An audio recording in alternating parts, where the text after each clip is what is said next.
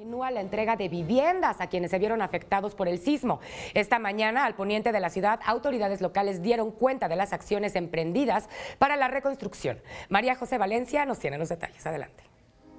El jefe de gobierno, Miguel Ángel Mancera, entregó el día de hoy en compañía del jefe delegacional de Magdalena Contreras, Fernando Mercado, una casa reconstruida en la colonia El Ocotal.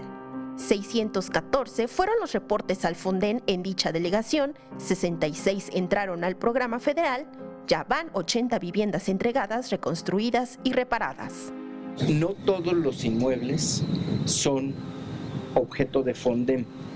Ayer una de las personas nos preguntaba cuando estábamos entregando los créditos de negocios y nos decía, oiga, para mi negocio no me han llegado los recursos de Fonden, y le explicamos, no todo es objeto de Fonden.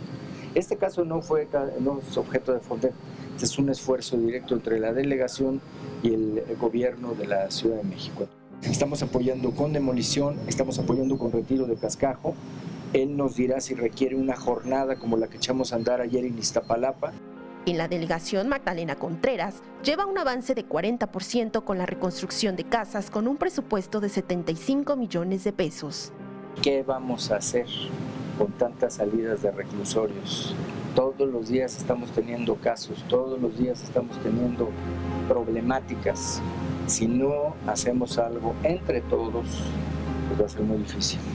Además de la reconstrucción de la ciudad, el jefe de gobierno finalizó el recorrido al puntualizar temas de seguridad.